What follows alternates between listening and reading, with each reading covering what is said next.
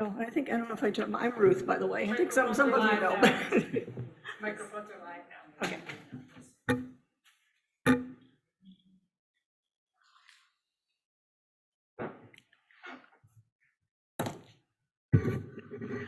Good evening and welcome to the Candidates Forum featuring candidates for the Mount Pleasant City Commission.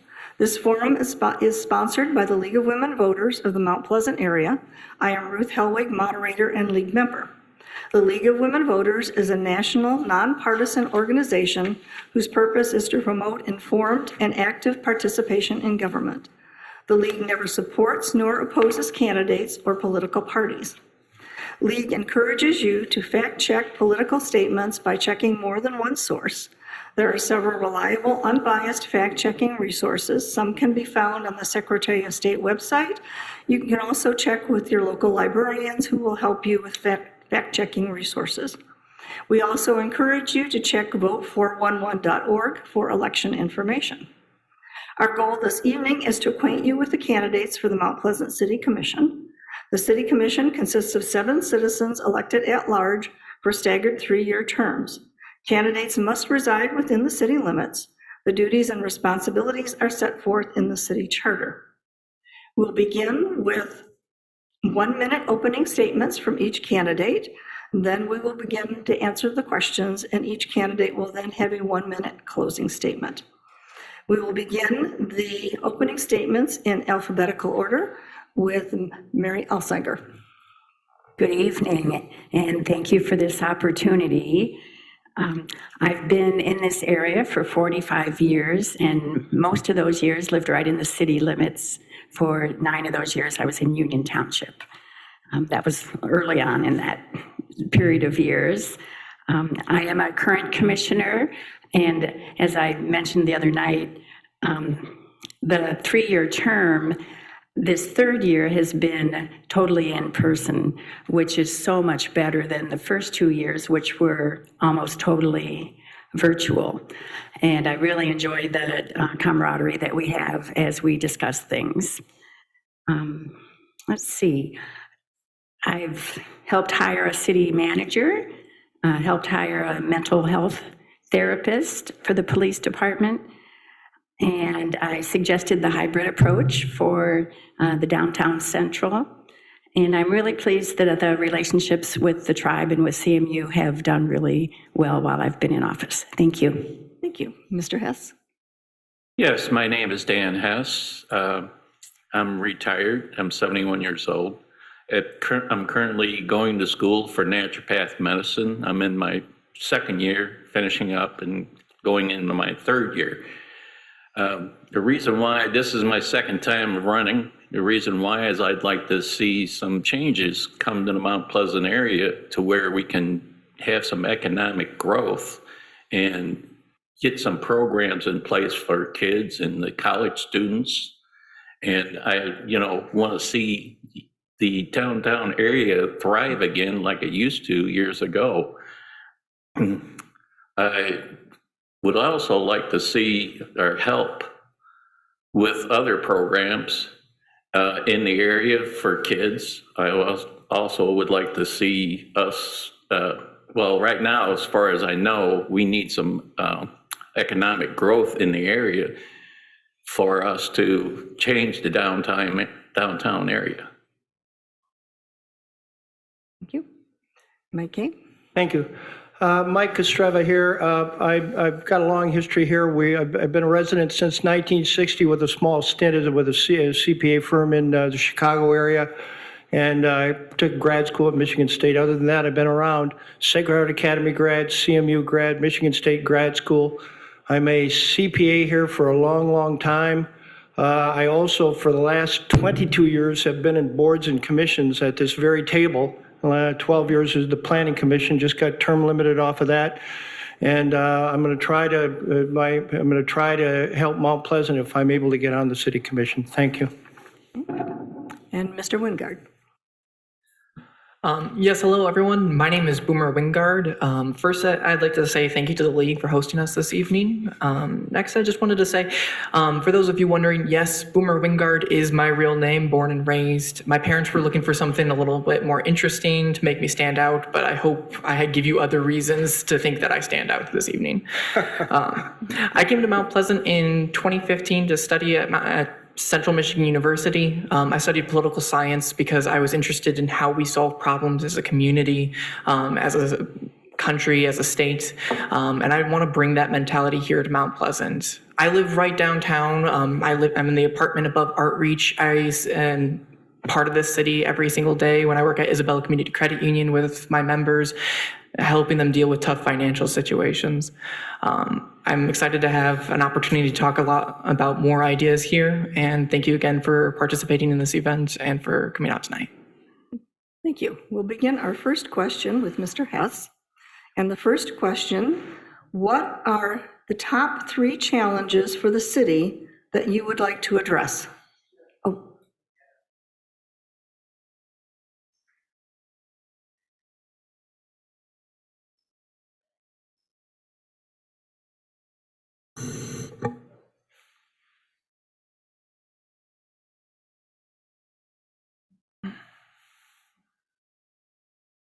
Some technical difficulties here. Yes. Your time is up.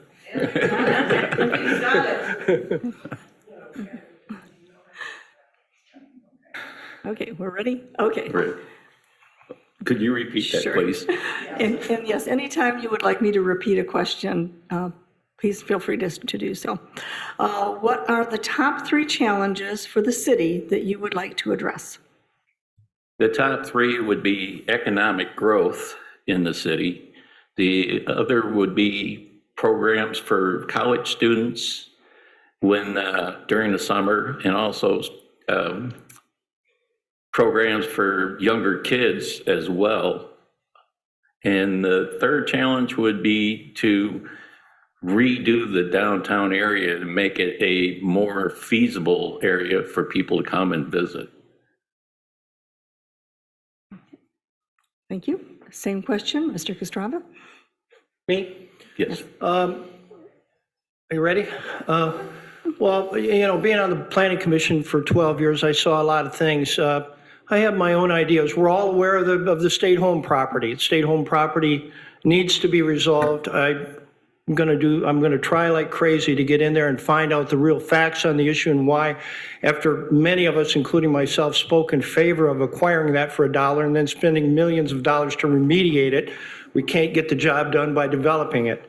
Certainly, North Mission Street with all those vacancies is of concern to me. Me being a businessman, being a CPA, I like to see businesses started in the town. And, and so I see North Mission. I see the area just on the north side of Warner Hall there, all those vacancies, the old SBX, the 2 malt shops, Todd Levitt, the attorney, that barber shop that was there, that it very much concerns me that, but my primary emphasis, as I said the other night, I've been saying this for a long time, my primary emphasis is regeneration and regenerating old downtown Mount Pleasant, the area we sit in right now, but not necessarily this area, the area on the high ground. The area on the high ground needs to regain some of its former economic and activity, to make it an attractive, charismatic area. It's lost that where it used to have it. Thank you. Same question, Mr. Wingard? Yeah, so my top 3 issues, I'm just going to run through them as I have time. Improving our water quality of the city is a top issue for me. I have a lot of concern about the climate and our environments. Number 1 issue is going to be working to bring the old North Franklin Street landfill into compliance with state standards. That's something that there's been a lot of work done on, but right now we know that there is surface runoff into the Chippewa River of heavy metals, limited amounts of PFAS, and that's something I'd like to see us really drive home and take care of and bring into compliance again. I'd like to see us work with county partners to eliminate E. coli levels in the river. I know that there's right now a pipeline being developed between Beale City and the Mount Pleasant City water plant, which will allow us to remove a lot of wastewater that would otherwise go into the river. But I just want to make sure we're maintaining efforts and reducing that. Moving along, I'd like to have a focus on walkability and accessibility as we're developing the city. I think people should be able to get around safely and easily without the use of a car if they need to, or for those individuals who can't drive on their own. Lastly, I just want to make sure we're making smart investments into our future. There's opportunities for a commuter train stop right here in Mount Pleasant that would take us north-south throughout the state. And then also, just as has been echoed previously, making sure we're maintaining our partnerships with the Mount Pleasant Center property. Thank you. Same question, Ms. Sager. Okay, thank you. Well, my companions up here have given you many good ideas, and I'll try to not repeat just exactly what they've said. The Mount Pleasant Center property is something that the commission is working on right now, and it's a wonderful property, and I think its best use as we get clear title to it would be very much mixed use, to have some housing and perhaps some small stores, but to make it kind of a little village of it on its own. Another thing that is of interest to me is making sure that we're addressing the lack of housing, especially housing for the low income that are in our area. We do have Mount Pleasant Housing Authority. There are some good efforts. We seem to still need more efforts. And then the last one is we do need to have some recovery from COVID. We've lost a lot of businesses, and it's not easy to help them all come back, but it would be really good if we could gradually get more and more businesses to come into town. Thank you. Thank you. For the next question, we will begin with Mr. Kostrava. And the question is, what do you think could be done to interest more citizens in volunteering for the city's boards and commissions? Well, I'm running in it with asking for a change of attitude from a very, very big group. And that is, I've interviewed, in coming for this, I've had meeting after meeting with businessmen in the area. And you may not be aware of it, you're not necessarily business people, but there's a negative feeling of business people toward the city of Mount Pleasant. And you see that happening again and again as businesses, the big law, primary law firm in town is out in Union Township. A bank, which should have been right next door, ends up going out in Union Township. Vacancy after vacancy, vacancy after vacancy, and it's all caused because of a negative opinion among businessmen in general toward doing business in the city of Mount Pleasant. I'm here to help to try to change that. And to get more citizens involved in it, you can't exclude the business community. They're fundamentally important to keeping people in the home, making the homeless not homeless. and making the town a more vibrant and economically, a more vibrant and charismatic town. Money's got to be available to you, okay? It does no good to spin people out into the township further and further as you see the major subdivisions go, and to the detriment of the city of Mount Pleasant, and particularly from my point of view, to the detriment of old downtown Mount Pleasant, the high ground above us here. Thank you. And Mr. Wingard, same question. Yeah, so as far as getting people involved and getting people out and active in the different commissions and boards of the city, as a young person who this is my first opportunity to serve on a committee such as this and to run for election, I think it's important that we acknowledge or just look to some of the barriers that are out there. A lot of younger people in the community might feel that they wouldn't be welcome just because of a lack of experience for themselves, or other minority groups. I know I spoke with a trans couple while I was out canvassing, and both of them felt excluded from the city. They were interested in potentially like taking action on a board, but they just felt like they wouldn't be welcomed here. And so making sure we have a welcoming environment here and have good outreach also. I think if we could get out into the community more, host nights maybe at the library or any of the other community centers around the city, and just really do a good job of advertising what can be done on these boards, the importance of them, but reaching out to just maybe unconventional places that otherwise wouldn't be reached. There's neighborhood organizations around the city. But looking for opportunities to make sure people feel involved and that their voices will matter if they're brought onto one of these boards. Thank you. Same question, Ms. Alsager. Thank you. I happen to be on the appointments committee for the city, and there's numerous people that as we call and ask, are you still interested in serving? They get on one committee, and then sometimes that same person ends up on a second committee as well. So we do need to, reload that list of people that are interested. And some of Boomer's ideas are good to, at the library, have a table and talk to people that come through. Have events where people see that, we are a good city and a good city that you'd want to help with. One event that really was helpful was the Citizens Academy. And with the Citizens Academy, that spurred some of us that are currently on the board to, have that background of seeing what the various departments are and then getting interested in serving. So there are various ways we can work on that. Thank you. And Mr. Hess, same question. I've done a lot of volunteer work myself, and even for the Commission on Aging. And when I started with the Commission on Aging, what they did is they actually advertised in the local newspapers that they needed drivers for Meals on Wheels.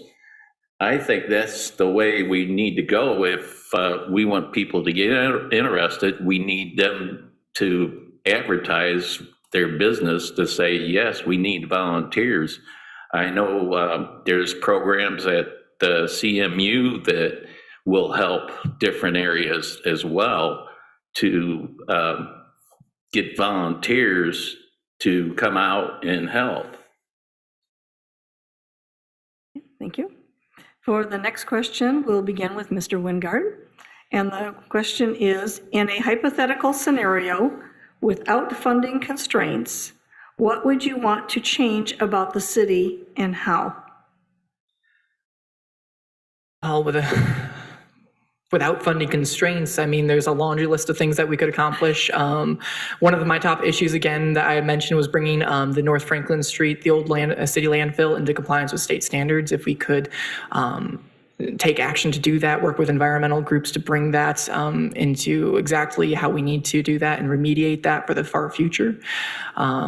If we could get large city public buildings, city structures, this building itself, onto cost-saving measures such as geothermal energy, which in the long term would say is heavy upfront cost, but for public buildings where we know we're going to be using them for a long period of time, having that energy cost would be incredible.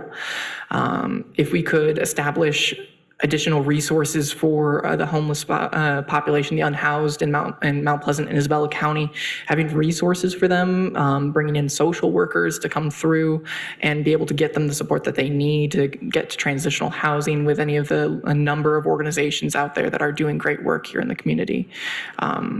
With unlimited funding, there's a whole candy shop of things that we could be doing, but yes, thank you. Okay, same question, Ms. Alsager? Thank you. I have had the experience recently of seeing a laundry list of things that the various city departments have as a wish list.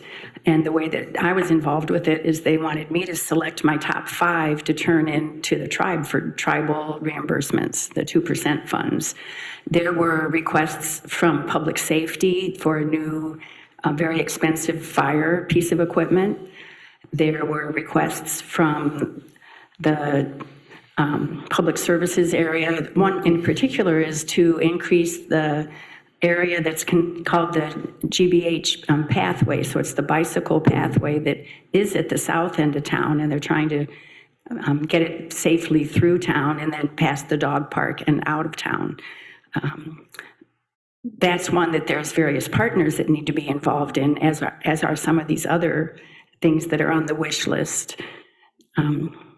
The other one that I think I've already mentioned is, helping the homeless. So that's one that Mr. Wingard mentioned as well. But, we really need to help those that need help. Thank you. Thank you. And same question, Mr. Hess?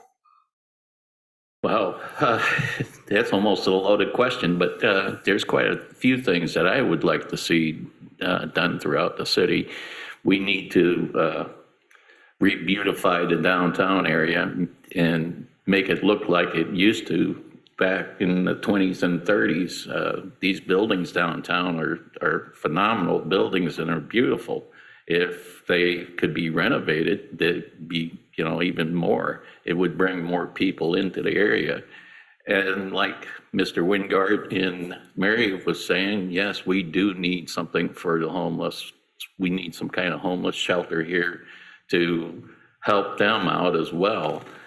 The streets, the traffic needs to be redone. There's a lot of traffic on Mission that needs to get slowed down, I would say, and make it a lot popular. Also, I'd like to see, like I said, programs in place for kids and for the college students. We need industry to come in to give us some economic growth as well, so that we're not spending a whole lot of money doing it. Thank you. And same question, Mike Kay. If I won the lottery and had an unlimited amount of money, what would I do? Well, among various things, my primary thing is right here in Mount Pleasant. I'd start out by having CMU honor its history by going up into where Central Michigan University was founded and building a architecturally significant building there. And have President Davies give me a couple floors in there, and we'll rent out the rest. Right across the street, the old Ward Theater that we all went to at one point in time or another is abandoned now. I see that as headed for eyesore status if it's not already there. I'd get rid of that and redevelop that area as a mixed-use property. Right next to it, is the beginning of, you may not know this, but for us, if it's an old downtown, that's known as Tether Alley with a very negative connotation. I would solve Tether Alley there, okay? And basically, for any amount of money that I had, I would try to make Mount Pleasant into what it used to be, a WOW community and a cool city. And when anybody was thinking about where to go for entertainment or to see something that they could walk around and feel comfortable in and maybe be impressed by, make it old downtown Mount Pleasant, okay? Rejuvenate old downtown Mount Pleasant. And that means you got to hire some very, very good architects. I think I know who they are.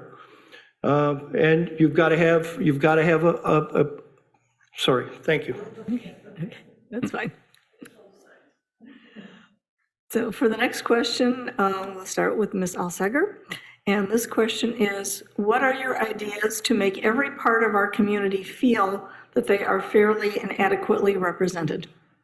That's a real good question. Recently, I've been at some events at some of the tribal buildings and at CMU, and we do have some good partnerships, but that doesn't mean that everyone feels included.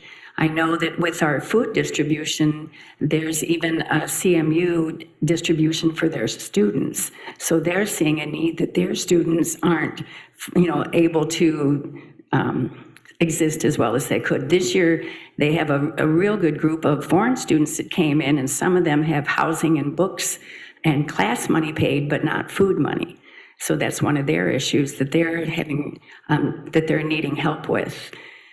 We do need to recognize that we do have a lot of good programs too. We have a wonderful Parks and Rec department that offers many things for families, and if there's barriers, offer scholarships so that more children can use things like that. Thank you. And same question, Mr. Hess. Pardon? Yep, same question for you. So What was the the question? question is, what are your ideas to make every part of our community feel they are fairly and adequately represented? Well, one of the things I would like for people to do is to come to meetings more often and give us their ideas. Let us know what we can do to improve this community, not just beautify it, but to help it grow and help it flourish like it used to years ago. As far as getting the information out, if we start doing these programs, and like Mary said, there are programs in place with the tribe. I'd like to get with Central as well and ask them to help us to, I'm trying to look for the word, sorry, try to help us not beautify, but to help us rebuild the community again the way it used to be. We used to be a very close-knit community at one time. Everybody knew each other. Everybody always pitched in. During Summerfest, we had a lot of people help out. Now the Summerfest is gone, thanks to COVID and other things. We need to start looking at how we can rebuild. Thank you. And same question, Mike? Well, I have a funny little answer to that. And I think it starts out with a word.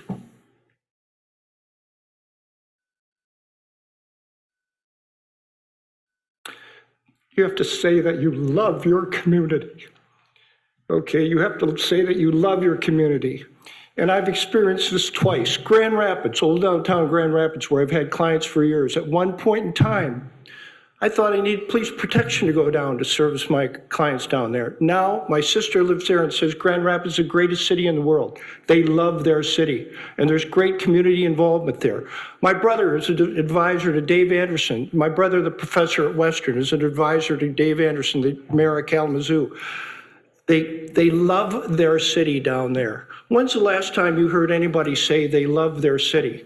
Okay, if you want inclusiveness, if you want people to be friendly, to have a good spirit, say that you love your community, which means that you aren't necessarily going to smile about it or be real happy. You're going to get down and work in the trenches to solve the problems and make the areas that you want into irrevocably attractive stuff that attracts people and gives them just a good mood.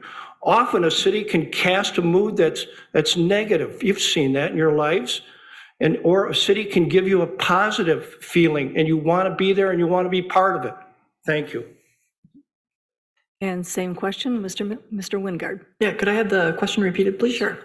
What are your ideas to make every part of our community feel they are fairly and adequately represented? I would say that one of the biggest things we need to do is we need to give people a reason to love their community. One of the things I heard recently at a city commission meeting was a representative from the Student Government Association at Central Michigan University. They came in with a slogan of "We live here too." They are from the Student Government Association to the City Commission. There'll be a fixed representative for communication there.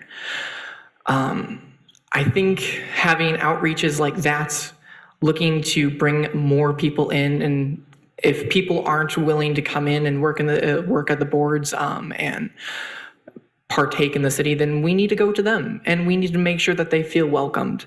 I was really pleased to see the city recognize Indigenous Peoples Day versus Columbus Day. Making that kind of change talks to the people who are residents here in this community, who are a part of the people we see every day, know that we recognize what's the history that we have and how we can improve. It's a gesture, but it's a start. We need to have outreach and diversity of representation. It's simply looking to how do we bring other people in. We need to give people reasons to love their community, and for that, we need to take action, take good action. And that's what I have. Thank you. Thank you. For the next question, we'll begin with Mr. Hess, and I know many of you have addressed this topic a bit, but the question is, if elected, how will you work to support Mount Pleasant's homeless population? Well, working with the soup kitchen and being on their board, I did a lot of work with them.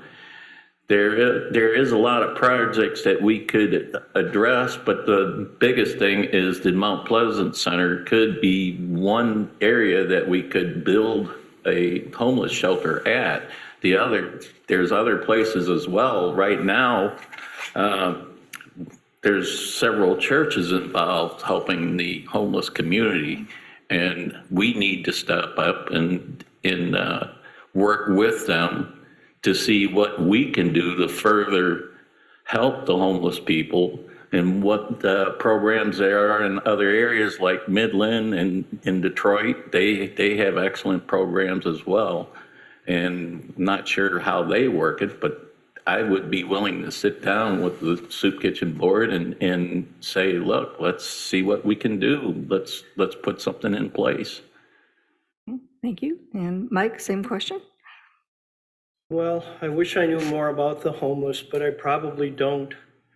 To me, it's all based upon economic significance. If a whole bunch of new businesses are started in town, they'll hire people.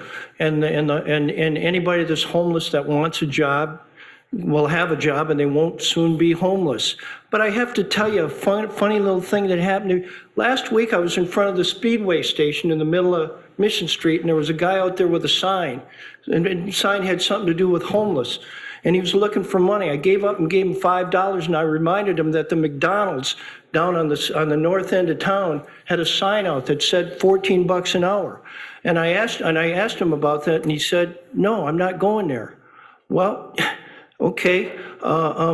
For me, it's based upon the economics of the community get better and better, and the homeless population will go down. Past the sociological impacts of that's for a bunch of you CMU professors to deal with, I think. Thank you. Same question, Mr. Wingard? We have to remember that Isabella County is one of the most impoverished counties in the state, and I believe we also have one of the highest homeless populations in this area as well. The unhoused are people like any of us, and one of the things we have to do if we really want to be serious is we have to work on destigmatizing poverty. If you can remember back to the early days of the pandemic, you saw lines and lines of cars to any of the local food pantries and soup kitchens. Poverty is something that can happen on a dime, and it's hard to come back from that. One thing, talking about like getting a job, to get a job, you need to have ability to get to your job every day. You need to have good access to transportation.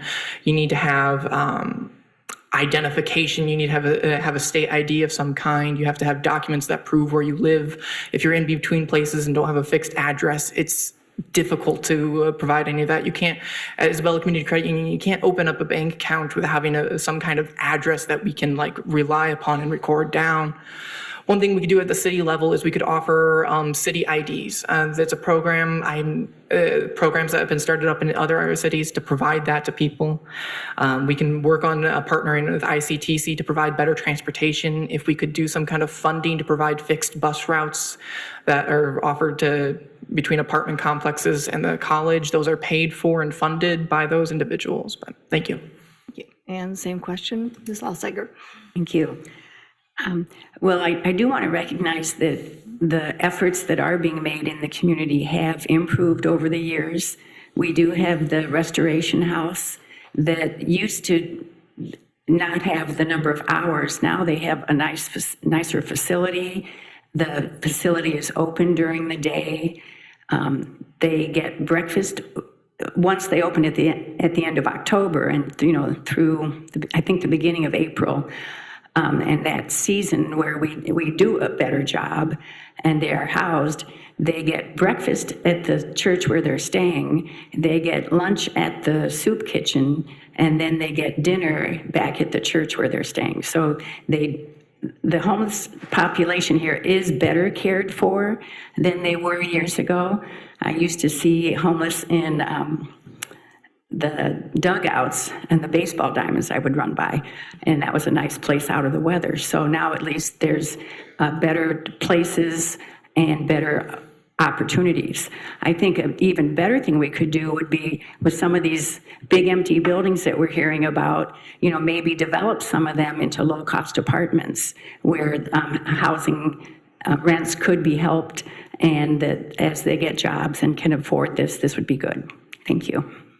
I'd like to add a comment to this, to Mary's and to Boomer's.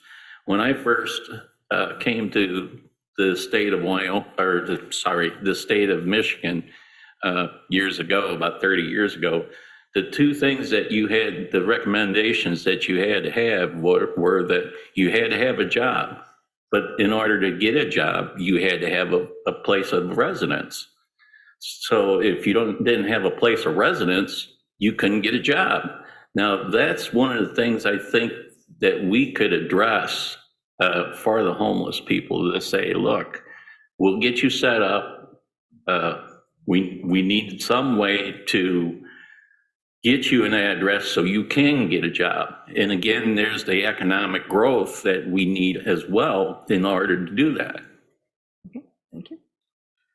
You'd like to? Can I have 1 minute as well? Okay. Yeah, when I think about the homeless, certainly I'm not saying I may have come across too harsh in this concept. What I'm looking for is a balance, okay? And that in any area of the city that is occupied by people that are economically disadvantaged or in some sort of duress or semi-dysfunctional, okay? You've got to have a preponderance of quote unquote people that look and feel like they're active in the community, okay? Or if you get too high a concentration of homeless people in one area, that what it means is that you're going to make that exclusively an area for the homeless. That's not what I want. I want the homeless people to be assimilated into a more productive, normal society. Okay, thank you. For the next question, we'll begin with Mike, and that question is, if someone brings a concern to you about something in the city, what steps would you take to see that that is resolved or addressed? Well, as a city commissioner, certainly as a city commissioner, from my point of view, you've got two things. You've got to be very, very responsive. On the City Planning Commission, we faced this. You tried to be very responsive, appropriately responsive to all the different ideas that come in front of you. Okay, some of those and some of those really are mediocre ideas and shouldn't be followed through. And that's where you're relying on us to define what ideas that come in front of you are willing to be acted on. As a city commissioner, you've got a bully pulpit up here. Okay, contact the appropriate agency, the appropriate person or persons that can get the job done. Give me more specifics about what problem you see, and I'll tell you how I would do it. But the one thing, if you get on the city commission, you're in a bit of a power position, and you should use that power position for all that it's worth to solve the legitimate problem in front of you. On the planning commission, most of the problems that came in front of us were legitimate. Very often, we would see things that we would just say, we have, why is this even in front of us? So it's a judgment call when you're in this position on either planning commission or the city commission. Thank you. And Mr. Wingard, same question. Could you repeat the question, please? Well, I'm going to try because I kind of revised it a little bit here. So if a citizen brings a concern to you, what steps would you take to see that that concern is addressed or resolved? Yeah, so first step I would do is, outside of the just initial conversation that I'm working with them, giving my initial feedback of like what's going on, why that is the way it is. But I'd want to make sure that that gets logged somewhere beyond myself. If I'm a city commissioner, I'm still just a citizen who is in a largely volunteer role. So I want to make sure that I'm reaching out to the appropriate department who handles this issue so that they know that this is feedback that they're getting, that this is a complaint or hopefully a compliment maybe that has been filed. So it's not just lost by myself, who still is has to work my own job and is working, again, largely in a volunteer position. Next, I'd want to make sure that as following up with that, though, that they get some kind of response as to why this issue is the way it is, or what is being done on it, if it is something that is taking place. I know one of the biggest things that I've been doing as I've been knocking doors is asking people what was their how did they hear about the boil water advisory that took place recently. You hear a lot of people complain, oh, I heard about it through social media first. And like, why didn't I hear about it? Well, there are only so many channels of communication, and there's always room for improvement, though. But hearing that, it's like, okay, how do we improve that? Social media is their primary access. How do we get more of that out there? So just looking for whatever resources are available to communicate to people and get a resolution. Thank you. And Ms. Alsager, same question. Thank you. It's interesting, the example that you just gave, because Boomer was on my list and I called him. Thank you, Mary.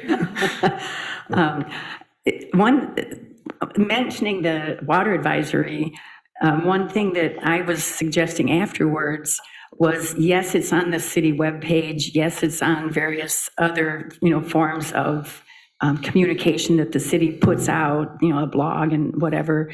But I was thinking that what we need to do, and I did suggest this at a board meeting, that we maybe annually, July or August, when perhaps new people are coming into town, get them to sign up for that alert system.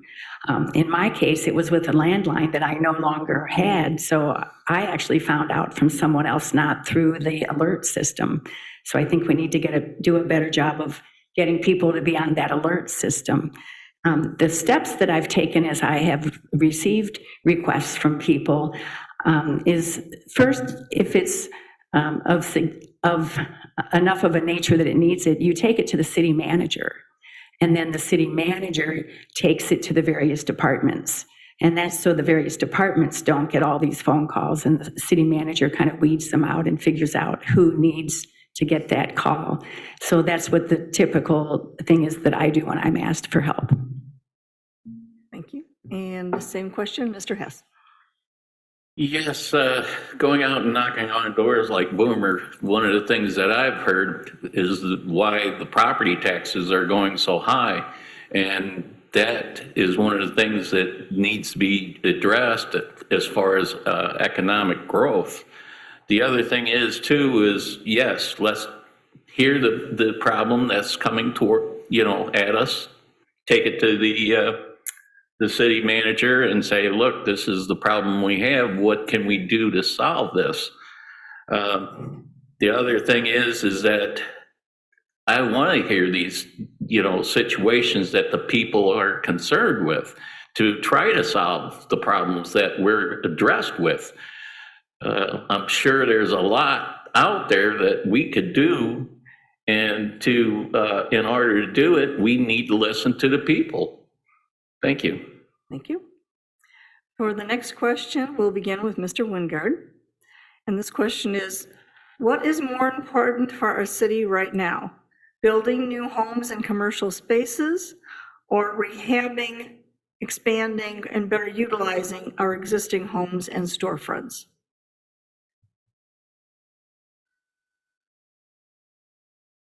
When we do expand and grow our city, I want to make sure that we're doing it in a very careful and deliberate manner. So that way it is set up well for the future generations to come. One of my key points of my platform is making smart investments in our city. And part of that is if we're going to build a new neighborhood, we need to consider how we're going about it. Do we want to have like mixed use so families themselves could run like small businesses nearby? Is it walkable? Is there enough infrastructure there to make sure that heavy rains are mitigated? Like in 2017, when we saw a lot of flooding that wiped out roads and flooded homes. So we need to be careful and deliberate when we do expansion. So I am very much in favor of rehabbing a lot of the old storefronts that are in the historic downtown. There's a lot of great places down there that I think could see some rejuvenation. I know that's with the hybrid downtown central, where we have picnic tables available. It's attracting a lot of people down there. I see it every day when I'm at home at lunch. I just see people all over the downtown area, less and less these days as it gets colder and colder. But I think there's a lot of potential there if we were to rejuvenate some of these businesses, encourage the owners of them to find out what they need to bring in new businesses and give that space a new life. So thank you. Thank you. And same question, Ms. Alsager? Thank you. Well, to answer the kind of the yes or no question, I definitely think we need to rehab buildings that we already have. We are landlocked with Union Township around us, and that's kind of why we're so very interested in developing the Mount Pleasant Center property. So we do have somewhere to build.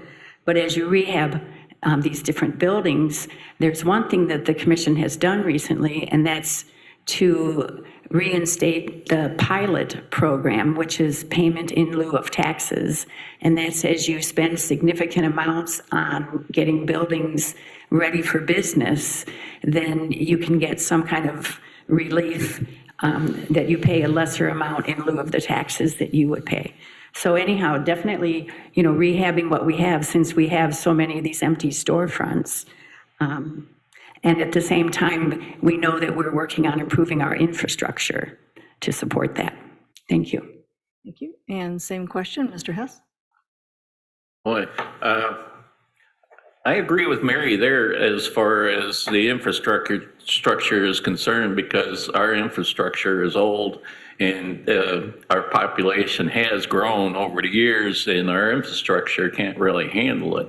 The other thing is like Mary, I would like to redo the downtown area to help bring people into the area, and also help bring businesses back that left years ago. I would like to see, the downtown area flourish and start bringing these businesses in. If we start bringing the businesses in, then we can look at building new areas. And in order to do that, we need to sit down with planning and zoning and see where we can do it and how we can do it so it's not so congested. Now, I've been to Tucson, Arizona several times. And if anybody's been to Tucson, it's a beautiful city. And they're not crowded. They're spaced really nice. They're not on top of each other. It's a nice area. They have a nice college there. And in the downtown area is a real nice area to go to. And there's a lot of businesses. And that's where I think we could improve ourselves. Thank you. Thank you. And same question, Mike? I say look at your areas and on a case-by-case basis. When you look at North Mission, I think I count 6 nice buildings there, nice from my point of view. They wouldn't need any rehab. They need businesses in them, just like there were recently businesses in them. Of course, we wouldn't want to rehab. We'd want to build a new building. And where Central Michigan, I'm asking them to honor their history. When it comes to buildings like, say, the now abandoned Ward Theater, I don't see any practical use for it, okay? You tear it down and build something new. So on a case-by-case and an area-by-area basis is what you look at in terms of what's going to be best for the community, okay? To spend all kinds of money on rehabbing something that just isn't, it's more efficient to knock it down and build something new. It's a question that we all have to deal with all the time. Okay, I'm enough. Thank you. And this will be our final question. And we'll start with Ms. Elziger. And the question is, what are your ideas for making our community greener? Thank you. Well, there's one idea that the city's working on right now, and that's to get funding to change the area that's called the town center, that's downtown, that's that triangle-shaped piece of land that's basically a parking lot, to make it much more green and with just a little parking around the edges of it, so we actually have a nice gathering spot that's downtown. That's the main one that comes to mind for that one, and I'll save my other things for my closing. Okay, thank you. And same question, Mr. Hess? There's a lot of different energy sources out there. The one thing that's really popping up in the area right now is the wind turbines. That is one of the areas that we could look at as far as making our city more greener. Another thing would be the solar panels. There's wind turbines that Union Township even uses right now for their little boardroom there on Lincoln and Pickard. That's one of the things I would look at. The geothermal would be another one. Like I said, there's a lot of resources out there that we could look at that would make this town a nice green town. Thank you. Thank you. Same question, Mike? We are the beneficiaries of one of the nicest park systems I've ever seen. So close to, so we don't have to go far to find a nice park. And I'm glad Mary mentioned what she did. I have a totally opposite view. Those 80 parking spots that are ostensibly the town center are critical to the economic viability of Old Downtown. I'm totally against this $1 million proposal to make 80 parking spots into a yet another park when 300 yards away we've got Island Park. Okay, and the way that these parks sort of work right now, even that little park that they're right now, I don't see any great accumulation of social, positive social activity there. I see mediocre social activity there, if you know what I mean. Okay, I think we're pretty good on the green space area right now because of our existing park system. And please do not disable and take away that 80 parking spots that is part of what ostensibly is the town center, when I've lived here for a long, long time, and I don't think that's the town center. I think the town center is up where CMU was founded. And Mr. Wingard, same question. Yeah, so looking for options to make our city more green needs to be a paramount and guiding force for a lot of our city's decisions moving forward. Climate change is real and it's currently happening. Our temperatures are rising. The average global temperature is going up. And what we're going to expect to see here in Michigan is we're going to see a lot more heavy rainstorms. We're going to see more intense winters, if not shorter winters. And we just need to be prepared for that. So we need to, and as we're building new housing, we're making sure that we're doing sustainable housing techniques that are good, well insulated, and are cutting down on heating costs. I would love to see if at the city we could somehow come up with a plan to subsidize cleaner energy, such as geothermal energy, to cut down on heating and cooling costs for homes in the winter and in the hotter summers that we're going to see. As far as like green spaces, protecting our natural environment and making sure that we have wetland areas that are preserved along the river to accommodate for more intense rainstorms is going to be paramount. I know there's waterways that run through the Mount Pleasant Center property. So if we do look to develop that, we need to make sure we're conscious of where is this water going when we install a new parking lot? Where's the runoff going? How is it going to affect the homes that we build around that? So those are my top concerns. I have a lot more, but thank you. Thank you. We'll now begin our closing statements. We'll do those in reverse alphabetical order. So we will start with Mr. Wingard. Yeah, so if you go on my website, electwingard.com, you'll see a lot of my platform points are having to do with walkability, having to do with cleaner water, having to make smart investments in our city that are long lasting. A lot of that comes from my concern about climate change, given the last question.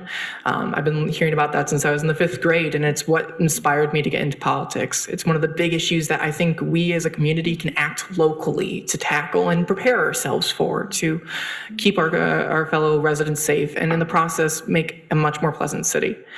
I think that Mount Pleasant is a wonderful place to call home. I am happy to live here right downtown with my partner Haley, our cat Mr. Sulu, who we've adopted off the streets, and I'm excited to meet more of you in the coming days and be a part of this city as I grow into it. So thank you so much for the opportunity to be here tonight. Thank you to the League of Women Voters, and I will see you all hopefully again soon. Thank you. Thank you. And now, Mike? Well, in the many, many years that I've lived here, hopefully I've established myself in the community as a hard worker, okay? And on my many years on the board as somebody that's not afraid to both respond to the legitimate communiques that come in front of us and also be a little bit proactive. As you can tell, I'm not afraid to be proactive with what I might think. But I do think that Mount Pleasant, particularly old downtown Mount Pleasant, that Union Township, because of the 26%, it's 26% cheaper to live in Union Township. Mount Pleasant is at a critical tipping point, okay? We have to reestablish ourselves as a community that is worthy of living in and worthy of working in and worthy of placing a business in. And when you get me, you know what I'm oriented to. I'm oriented to the growth of the existing Mount Pleasant. And thank you. Thank you. And Mr. Hess?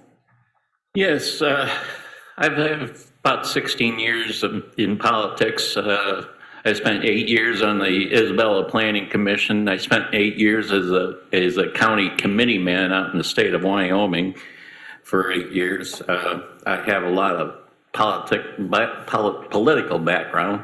And I'd like to see this town the way it used to be years ago. I mean, when I first moved to Mount Pleasant used to be a nice little community. You could go downtown, there was shopping downtown.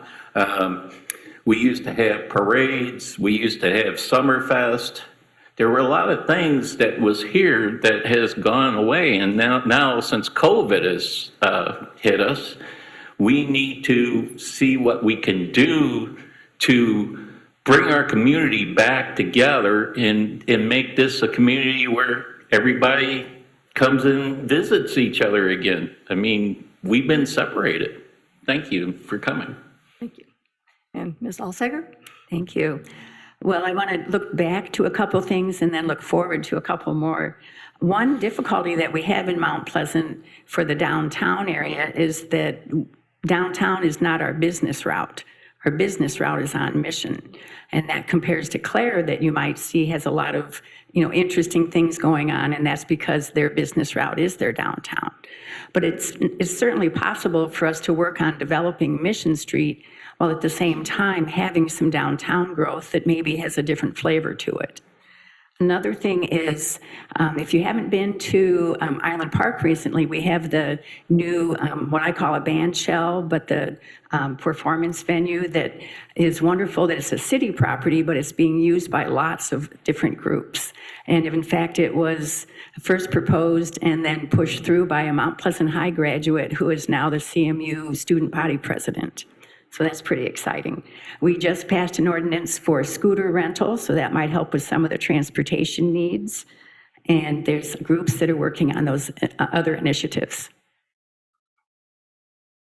I'd like to thank the candidates for sharing their views with us today. Thank you also to Teresa Turner for arranging the forum, to MAC TV for recording the forum, and the members of the League of Women Voters for their commitment to democracy and educating voters. Please remember to vote on November 8th, and the polls will be open from 7 a.m. until 8 p.m. And absentee ballots are now available upon request, but remember that you must request an absentee ballot if you choose to vote in that manner. Remember, democracy is not a spectator sport, and that concludes tonight's candidate forum. So thank you for coming. Thank you, everybody. Thank you. Good job, Ruth.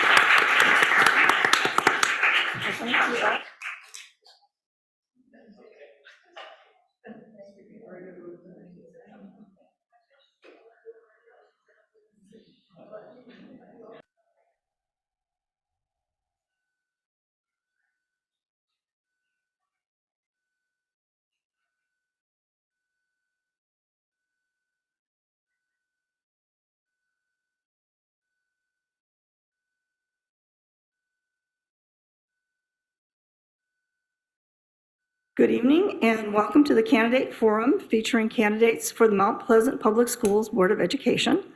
This forum is sponsored by the League of Women Voters of the Mount Pleasant area. I am Ruth Helwig, a moderator and league member. The League of Women Voters is a national nonpartisan organization whose purpose is to promote informed and active participation in government. The League never supports nor opposes candidates nor political parties. League encourages you to fact-check political statements by checking more than one source, and there are several reliable, unbiased fact-checking resources. Some can be found on the Secretary of State website. Librarians can also help you fact-check your resources. And we also will encourage you to visit vote411.org for election information. Our goal this evening is to acquaint you with the candidates for the Mount Pleasant Public Schools Board of Education. The Board of Education consists of 7 members and represents the community in setting policy for the school district. There are 2 6-year openings to be filled in this election, and the candidates running are here with us this evening. The questions have been solicited on our website, and we had an overwhelming response of more than 50 questions. So we will not be soliciting any more questions from the audience this evening because at most we will get through 7 or 8 questions. We attempted to prioritize questions that fit with the responsibilities of the school board as outlined in their bylaws, and also attempted to cover as many different topics as we could from the questions that were submitted. The candidates will begin by giving a 1-minute opening statement. They will answer the questions and then end with a 1-minute closing statement. They will have 90 seconds to respond to each question, and our timers will signal them at 30 seconds, 15 seconds, and when their time is up. So we will begin our opening statements in alphabetical order with Mr. Barrett. Good evening. Thank you to the City of Mount Pleasant for hosting this event, and thank you to the League of Women Voters for putting on this forum. My name is Michael Barrett. I've been a chiropractic physician here in Mount Pleasant for 17 plus years. I'm a husband, a father of 2 awesome teenagers, both of whom have attended Mount Pleasant Public Schools. My oldest graduated from Mount Pleasant High School 2 years ago. My youngest is a senior. I've been a coach in various kids' sports, a mentor, a tutor, a chaperone, and volunteer in many kids' functions. I've had a fantastic experience in public schools where I grew up in Pennsylvania because of a good school system and some fantastic teachers that challenged, encouraged, and inspired me. I have excelled academically that led to a very rewarding career. I have a bachelor's in science and human biology and a doctorate of chiropractic, as well as several other postgraduate degrees. I'm running for school board to be a champion for safe, positive, and effective school for all. I see in Mount Pleasant a public school and a school that can excel both academically and athletically. A safe, strong education here in Mount Pleasant can foster confidence, hope, and peace at a time that needs that now more than ever. Thank you. Mr. Morgan? Thank you. Thank you to the League of Women Voters and to the City of Mount Pleasant. for hosting this event. My name is Tyler Morgan. I've been a resident of Mount Pleasant for 16 years. I have 2 sons, a 5-year-old who just started kindergarten at Vowels Elementary this year, and a 2-year-old who will soon be a Mount Pleasant Oiler. My spouse teaches in the district, and I actually was an educator in the district myself.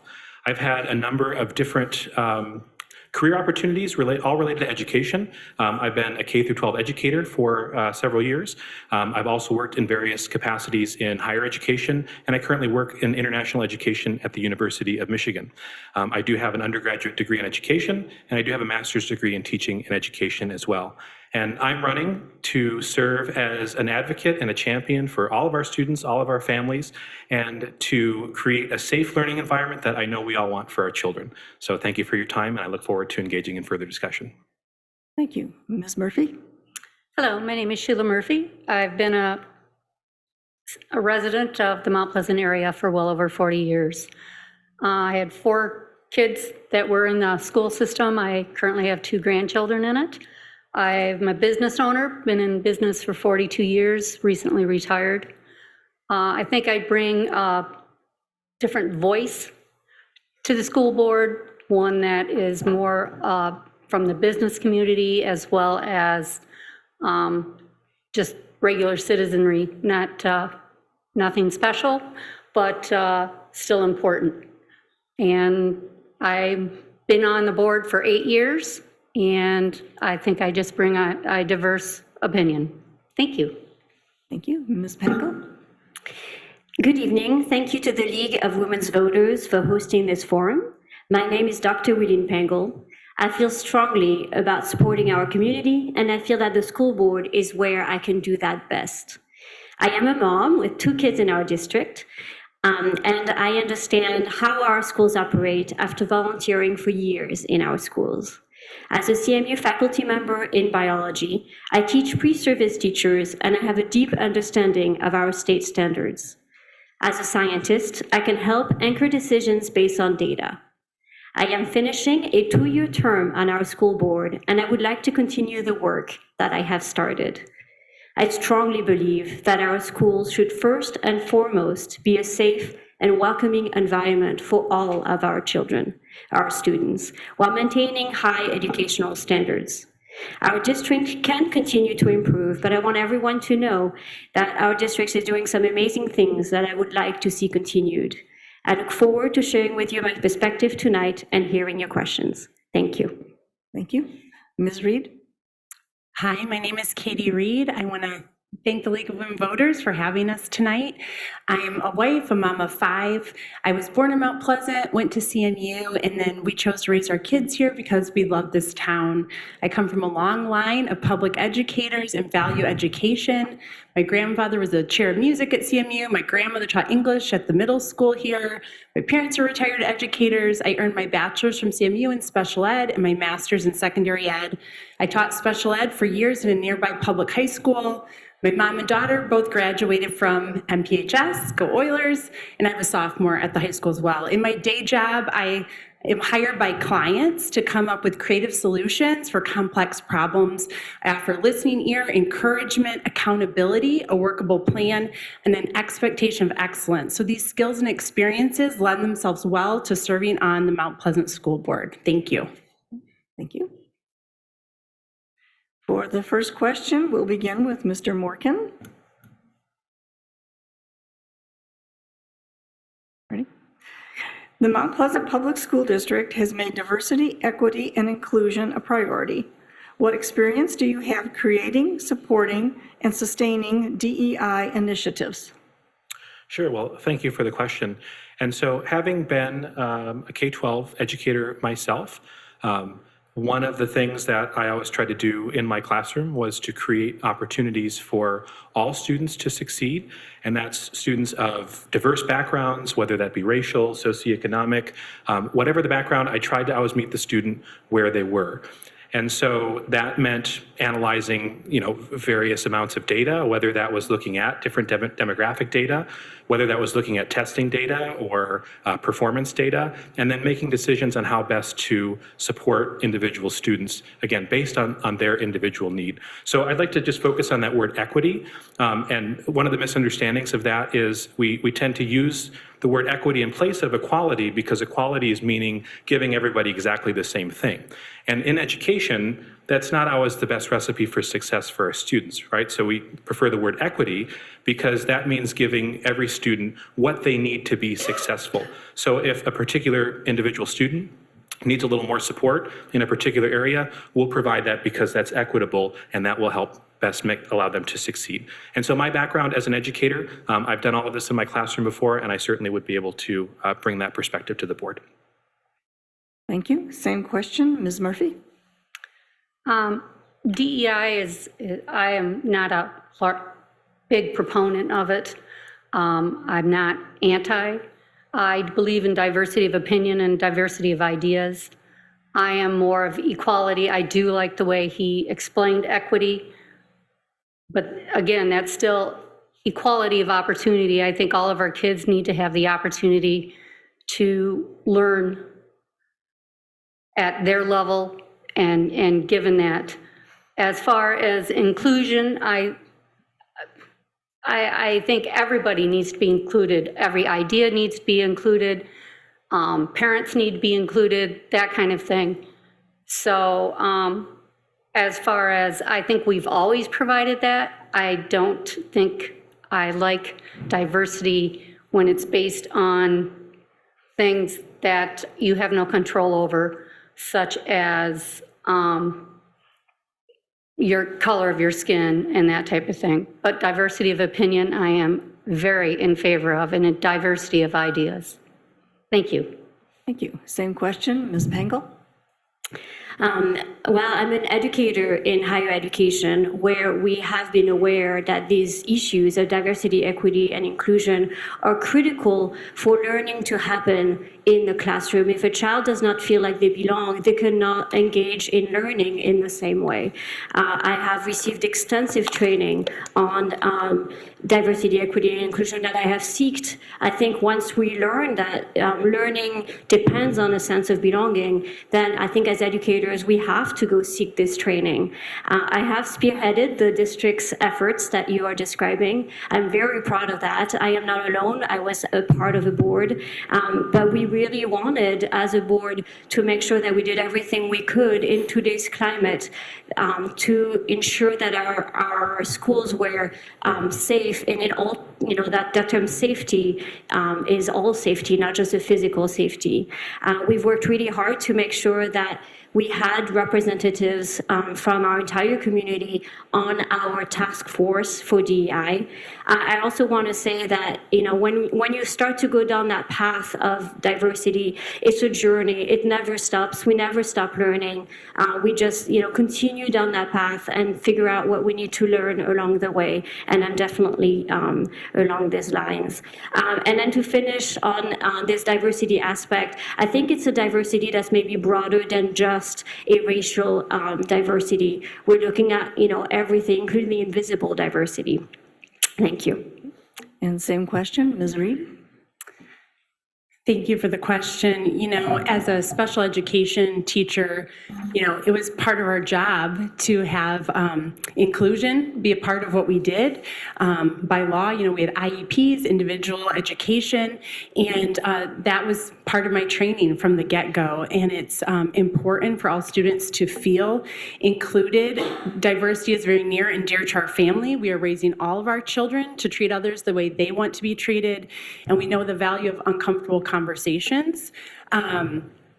At a recent board meeting, there was a student who talked about how she was so thankful that they talked about Japanese internment camps in their class because she was glad that all her peers were hearing that.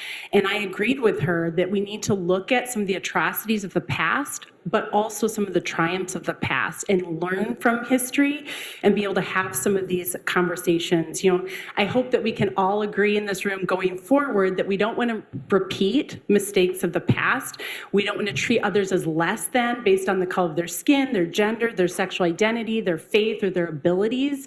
And I believe there's intrinsic value woven into each person's DNA. And with this in mind, board members have the incredible opportunity to serve as a positive role model in that, even with diversity of thought, as Sheila was bringing up, and diversity of experiences. I've learned a lot from my diverse colleagues with writing and speaking, and learning from their experiences, asking clarifying questions to understand. And so that is very important to address. Thank you. And same question, Mr. Barrett. Since I'm going last, can I just say like ditto? Yes, you can. Well, we all want a school that is safe and welcoming to all. Telly Whitney said that diversity drives innovation. When we limit who can contribute, we in turn limit what problems we can solve. Diversity and inclusion shouldn't just involve differences in color, but should include differences in thoughts, ideas, and information. So for me, it would be, as a doctor, I'm used to working with multiple providers and coming up with solutions, finding out what's wrong, and then how can we resolve that problem. And so that's where I feel like I could come in to help work with a lot of different components of this, from both students to parents to teachers, and see how we can problem solve and make this a better opportunity for all students. Thank you. Before we go on to the next question, I just forgot to mention to our candidates, if at any time you want me to repeat a question, feel free to ask me to do that. So with our next question, we'll begin with Ms. Murphy. And that question is, should public funds be used for private schools?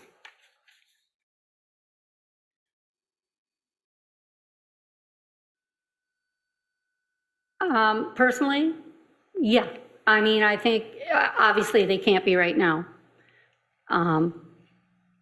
But I would be in favor of the voucher system, where you have a choice to take your money, the money follows the student. I definitely would be in favor of that.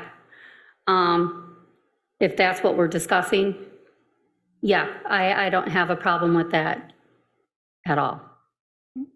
Thank you. Same question, Ms. Pangle? I do believe that our society is based on a system, and public education is a really critical part of that system. And, public education is also governed by a set of laws that are both at the local, federal, and state level that really kind of anchor what can and cannot happen in a public school. And when we go to private education, some of these things get removed because it is private. And so to me, having public funds go into a private setup, I find that it doesn't match. It doesn't, it makes sense in a way that we have the system the way we have it.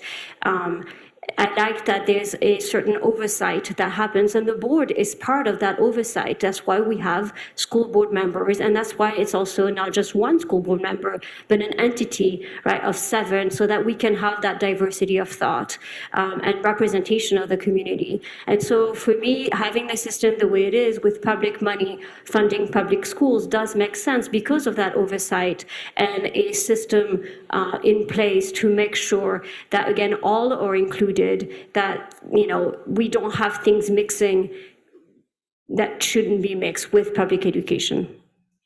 Thank you. Thank you. Same question, Ms. Reed? I'm thinking maybe the question, the backing of it, was asking about school vouchers. And so I know this is a controversial topic. I do want to do some more research into it before making a blanket statement, but I do believe it brings a high level of accountability. And we want each option there is out there for education to be quality, whether that is public or private or homeschool. We want kids to have a great education. And so there are negatives and positives to this. I think one positive is it really holds schools accountable to wanting to be the place that people want to go. Thank you. Thank you. Same question, Mr. Barrett? Well, I'm not quite sure how I personally feel about it, but I do know that we have to abide by the law, whatever is lawfully present both locally, in the state level, federally. So that supersedes however I feel about it. But the way that the schools are going, especially with their grades and the test scores, I can see why more parents are going to be pulling the kids out and transferring to different schools, whether it be private or homeschooling. And I can certainly feel why they would want the money to follow the student if that was the case. We've now seen 4 consecutive declining years in scores here at Mount Pleasant. Nationwide, we've seen the ACT scores that just got released today, and we're at a 30-year low. So I'm not sure how I personally feel about it, but I can understand why parents would want to potentially consider sending their kids somewhere else that maybe have a better quality education. I'm all for public schools, and I hope that doesn't happen, but I can understand why it may. Thank you. And same question, Mr. Morgan. Yeah, thank you. So the issue of accountability has been raised, and whether or not providing public funds toward private schools increases accountability. And I'm of the mindset that it actually decreases accountability for some of the reasons that my colleague Dr. Pengel mentioned. And that is that, a public school is set up in a way where you have candidates like us that are hoping to get elected to a school board that serves as that oversight function. And so all of you as taxpayers and voters have a say in what happens at public schools because you're able to vote on that. But when you take your tax dollars that you're now paying and you funnel that toward a private entity over which you have no oversight, then the accountability goes down in that case of your dollars because you're not able to really say, no, I'm a taxpayer and I want my dollars to be spent in this way. You really kind of have no ability to have an opinion in that. And so there was also mention too of test scores being at an all-time low. Not to get too technical on test scores, but depending on what tests we're looking at, there was mention of the ACT. Many colleges across the country have actually stopped using the ACT for admissions, and because a lot of institutions realize that it's an inherently flawed test. And so to look at whether or not we're performing well on the ACT is really not an applicable standard that we really need to be looking at when we're asking that particular question. So thank you. Thank you. For the next question, we'll begin with Ms. Pengel. And the next question is, school safety has been on everyone's minds in recent years. Can you describe what the Mount Pleasant Public School District is doing to keep our children safe? And would you like to see anything changed or improved? Thank you for the question. We are doing a lot to in our district to ensure that our students are physically safe. And I am very proud of the initiatives that we have seen happen over the 2 years that I have served on the board. For instance, I believe it was just last week, we finished installing night locks in all our high school and middle school classrooms. Those are devices that can lock a classroom on an emergency to prevent anyone from entering from the outside.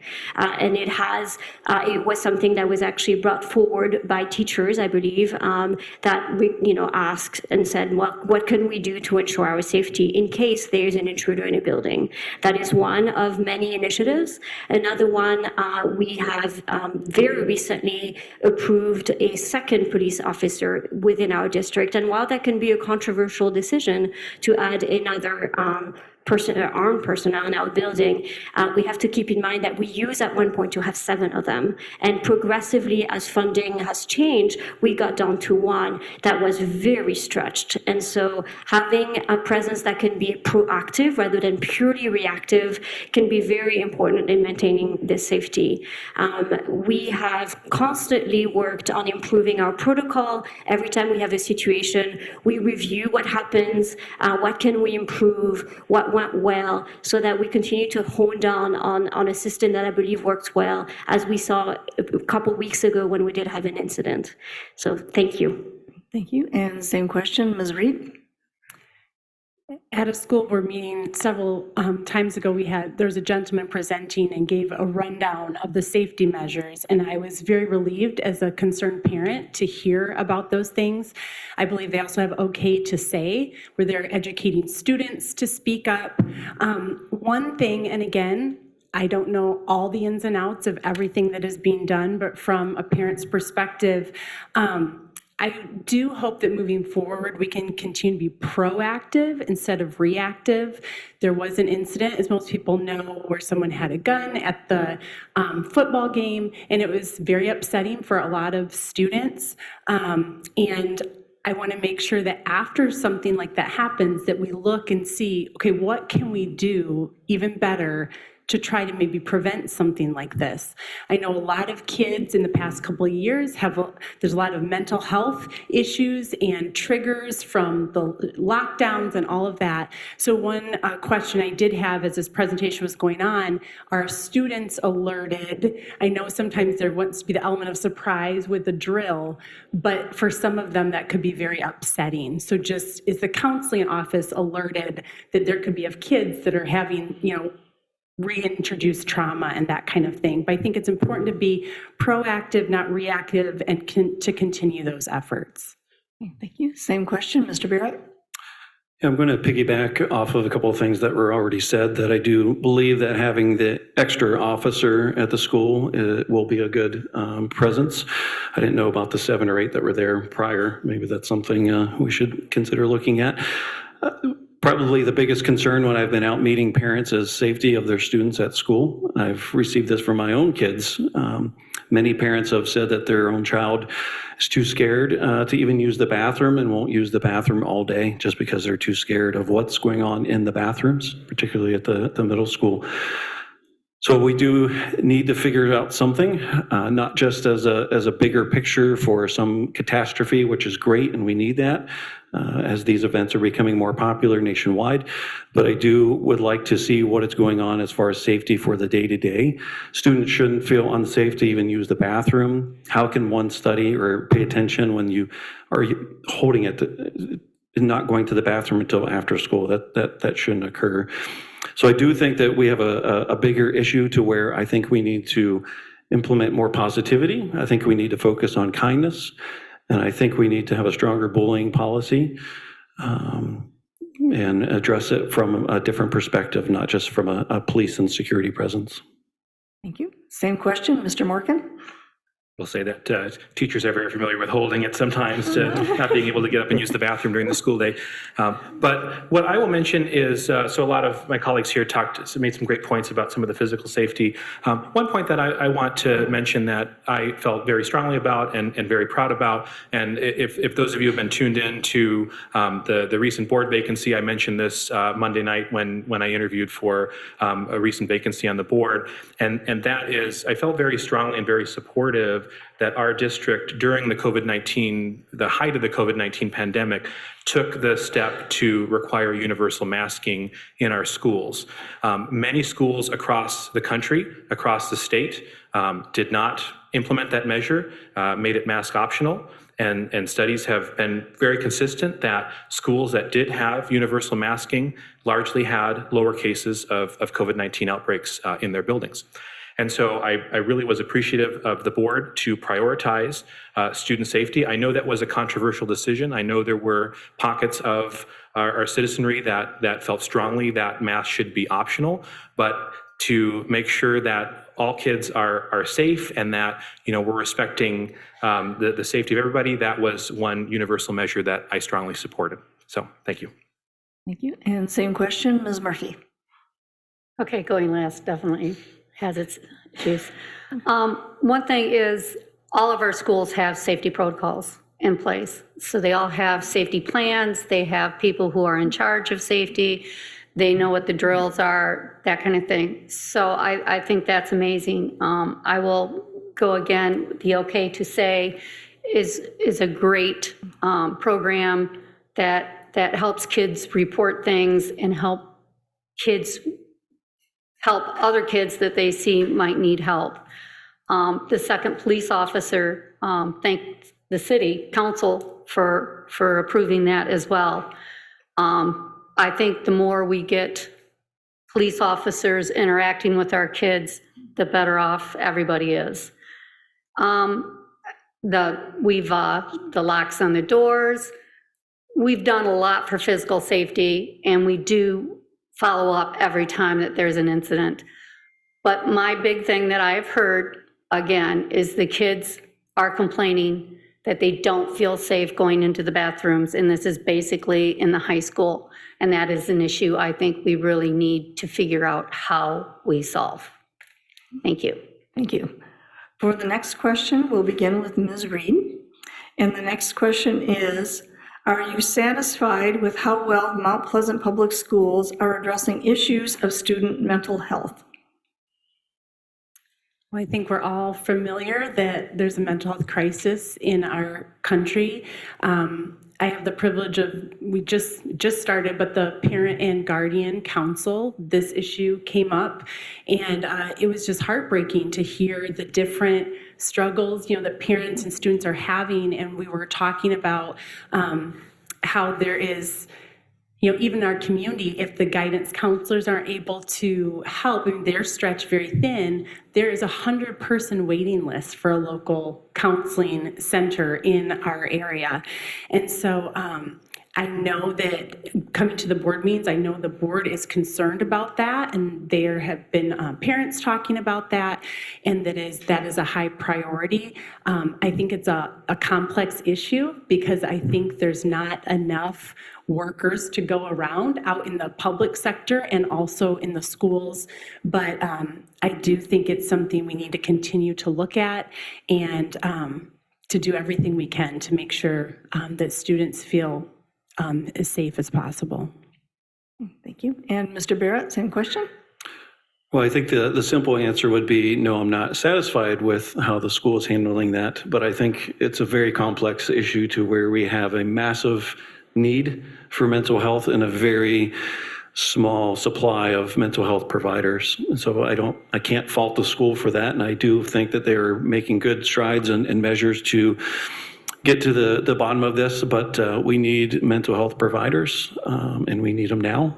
And so again, we just in the meantime need to continue to foster a caring, loving, warm, supportive environment for the students while we're waiting on mental health providers to help provide additional assistance.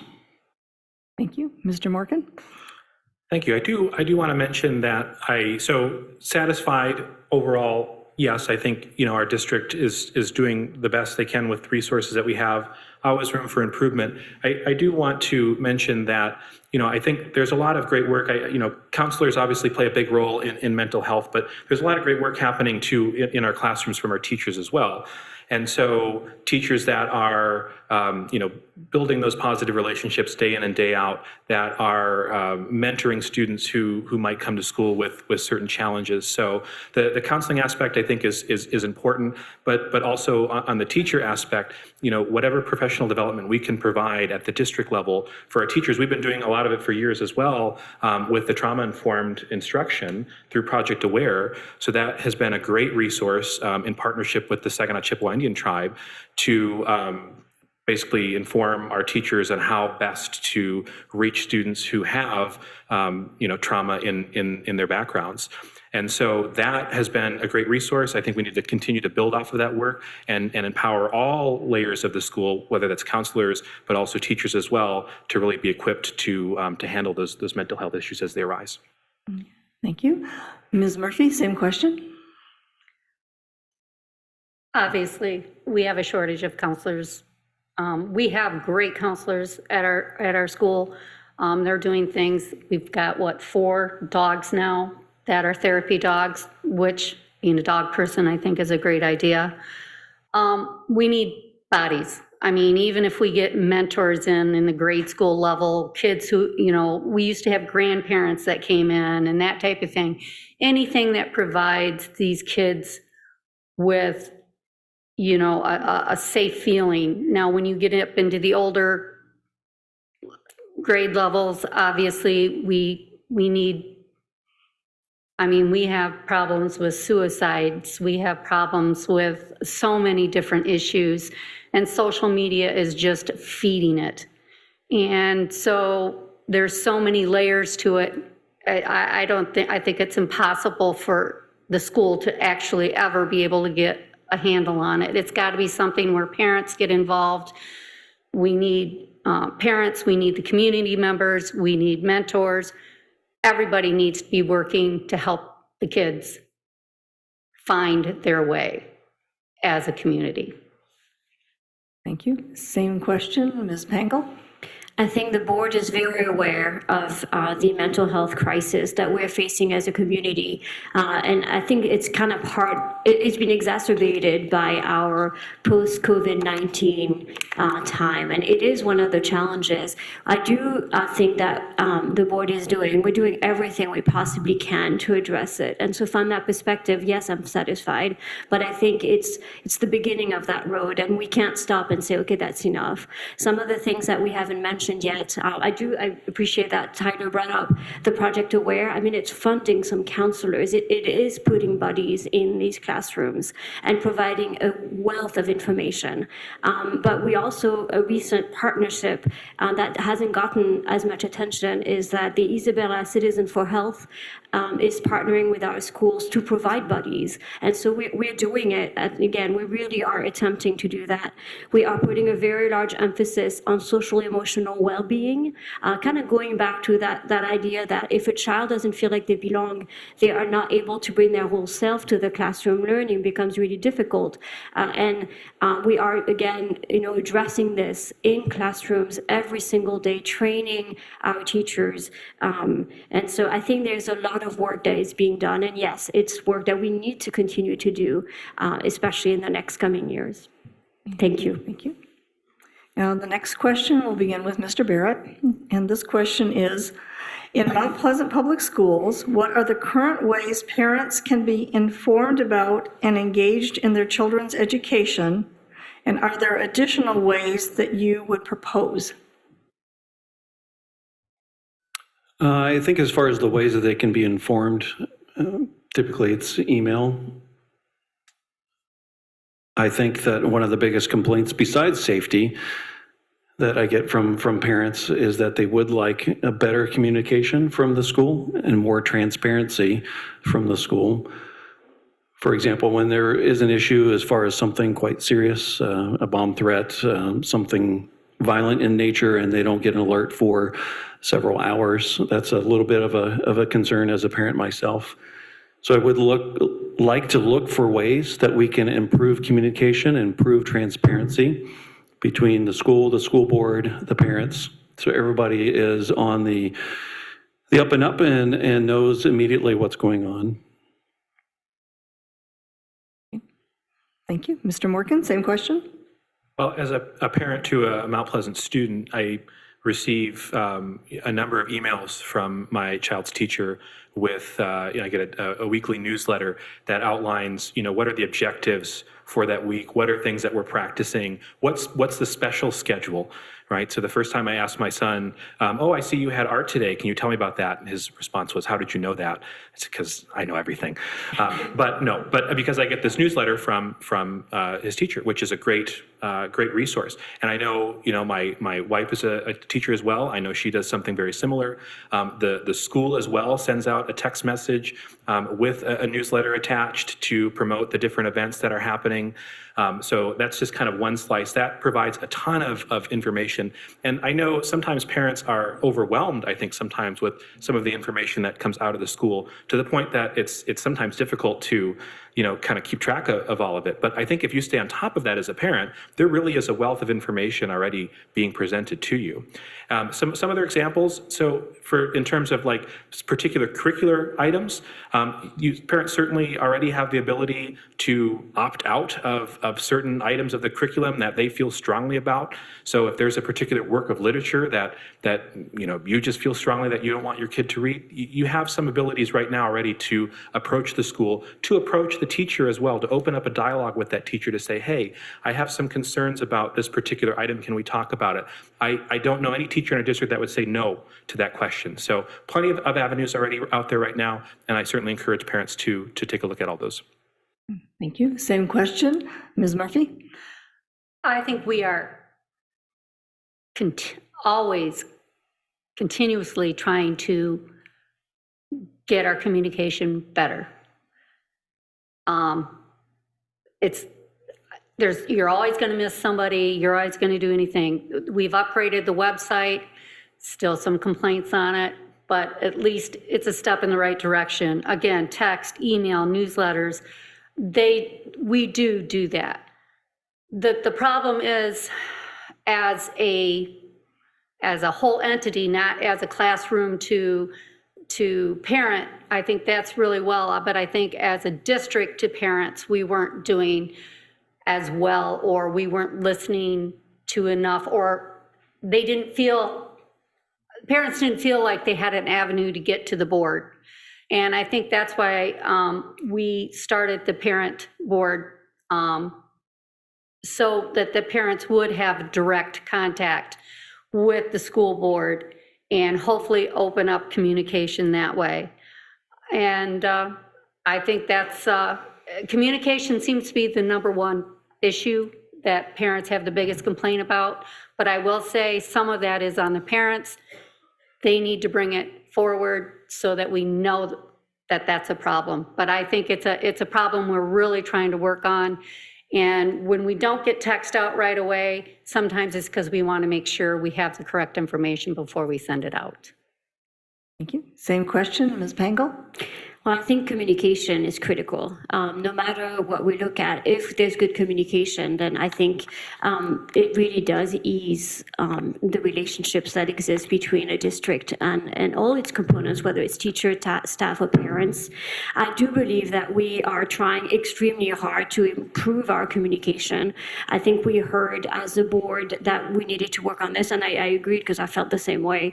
And we are doing a number of things. There's a couple of new initiatives that you may or might not know about. We have a brand new Oilers app that actually puts it all in one spot in your phone, every school your child attends, right there. And as a parent, man, is it useful. I don't have to go dig for the lunch menu anymore. That may or may not be in my, in my child's backpack, scrambled at the bottom. We have a new magazine that came out and now in the mail that gets mailed once a month that kind of keeps everyone aware of the big initiatives that are happening. Both of these are brand new, and that goes in addition to everything else that we're doing. The Friday folders, for instance, we have to remember that part of our community might not have access to electronics, and that's really important, again, in an idea of inclusion and accessibility, that we all have access. So there's there's always hard copies, Friday folders, there's a whole texting system in place. I love that we started our parent council, because I think it is one way, again, that we can continue that dialogue with our parents. And I think that's something, right, that we always have to continue to strive for. How can we improve this? Thank you. And same question, Ms. Reed.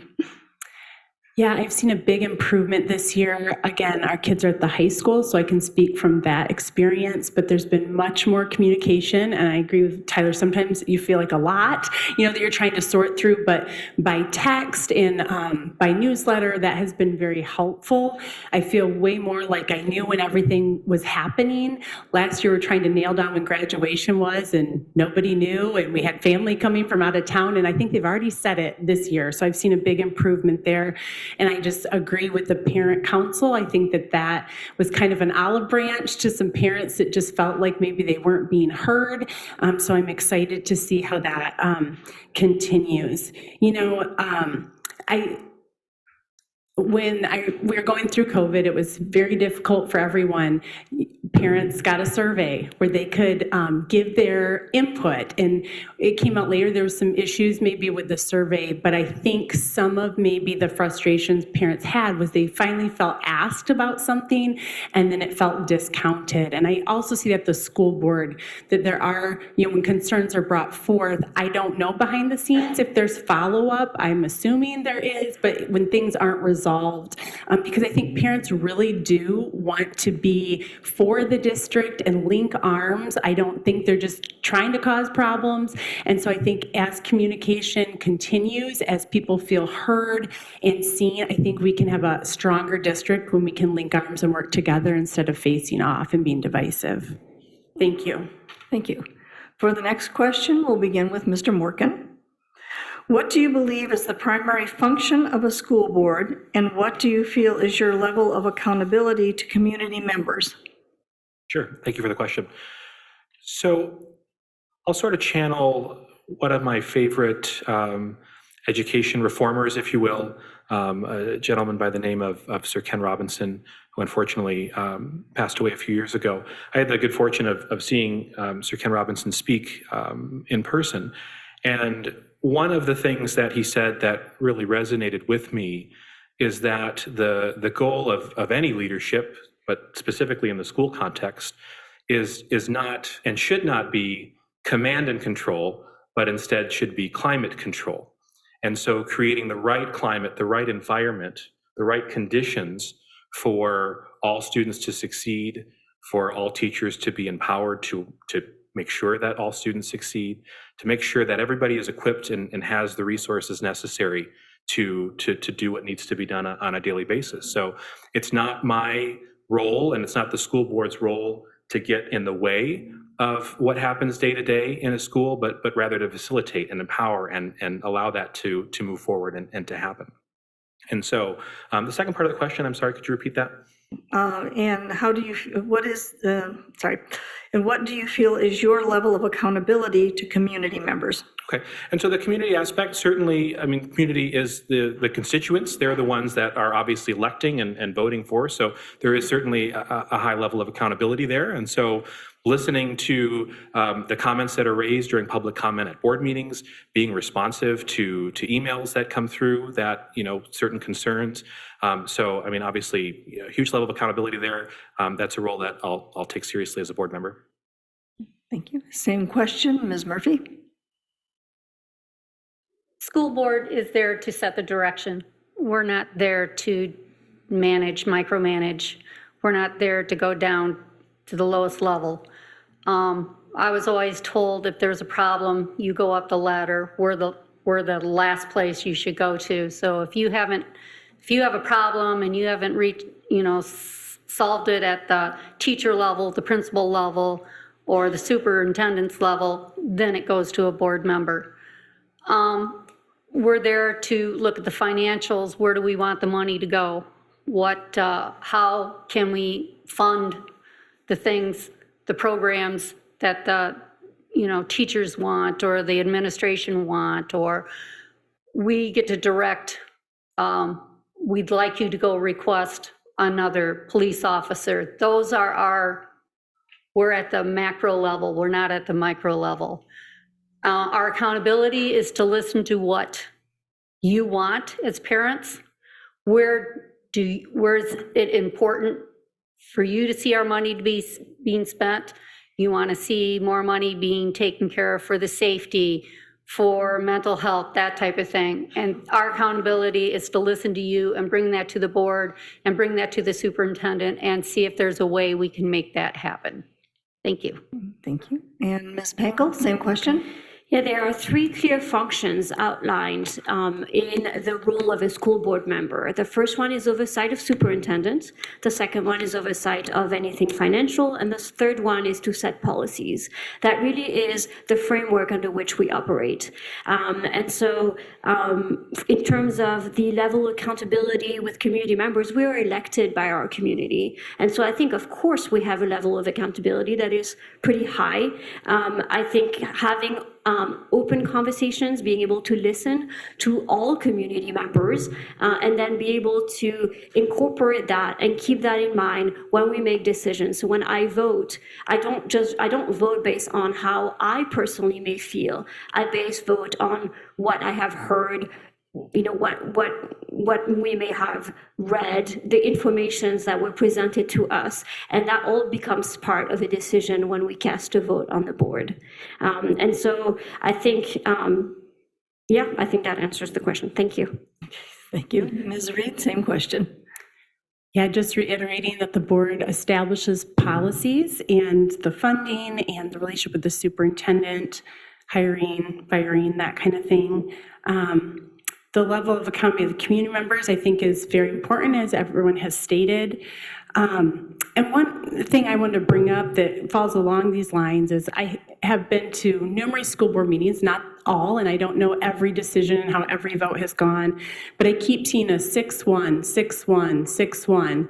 And I just wonder if that's an accurate representation of our community members. It seems like whatever way it swings, whether that's, a more progressive vote, a more conservative vote, either way, that would be unbalanced.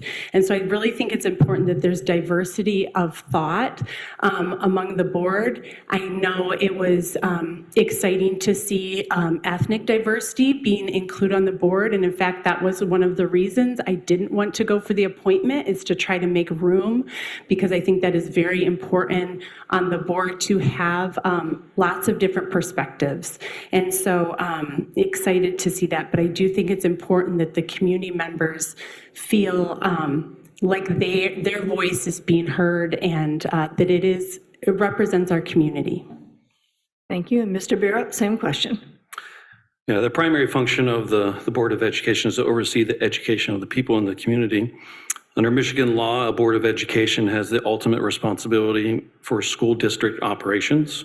So educating the students, providing safety and welfare for students, acquiring and disposing of school property, determining matters relating to school employees and contractors, controlling the expenditure and receipt of school funds, working with the superintendent.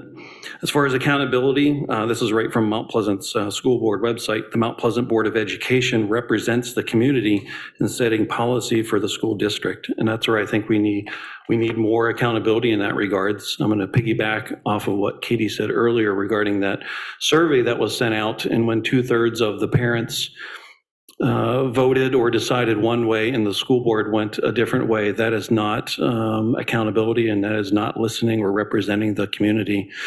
In fact, if we do want diversity and equity, I think it needs to start from the top and including the board. We have 6 females, 1 male. Up until Monday, we had nobody from the tribe, and I certainly don't see any color on the board. So if we want to start with diversity and equity, I would like to have that start right from the top, right from the school board, so we can be a true representation of the community. Thank you. For our next question, we'll start with Ms. Murphy. And the question is, what should the school district do to attract and retain quality teachers and staff? Yeah, that's been a discussion. Been quite concerned with the loss of a lot of staff, and that seems to be a statewide problem. But one of the things we've been discussing was whether we could offer a bonus, a signing bonus, or, you know, a long-term bonus that you would have to stay so many years. We're looking at ways to attract, but I also think we need to figure out why we're losing them. And I'd like to see a little bit more of a exit interview process, so we can understand why we're losing our teachers. And then maybe that would give us something to go on as to, is it money? Is it the work conditions? What is it? So then we can change that and think outside the box. I mean, if we have to give signing bonuses, if we have to do something like that, we need to do something to attract more help. We need to work with the college and getting more. I'd love to see more male elementary teachers. That would be phenomenal. What do we have to do that? So we're going to have to work with higher ed as well. Thank you. Thank you. Same question, Ms. Pangle. I think that the biggest strength of our district is our teachers. We have people that care an immense amount. They're well trained. They do their job, and it's not always an easy job, especially again in a post-COVID recovery climate. And so I think what we have to first and foremost do is support our teachers and make sure that we not only tell them but show them in the action that we take as a board that we are there behind them, and we will continue to support them. I love the fact that every time we have a budget surplus, that extra money goes directly to the teachers immediately, and this has happened multiple times at least twice over the 2 years that I was on the board. And I think it really it's things like this that show our teachers we value you. Now, we are in a national teacher shortage, and I think Mount Pleasant is just like every other place. If there's a shortage, that allows people to move around to where they may want to be, maybe closer to home, closer to family. And so, yes, then at that point, we have to, ensure that when they know that in our district, we will do everything, both financial and emotional, to support our teachers. And I think indeed being creative in the ways we can do that is good. And so continuing to brainstorm on what are our options to show our teachers that we are there. Thank you. Thank you. Same question, Ms. Reed?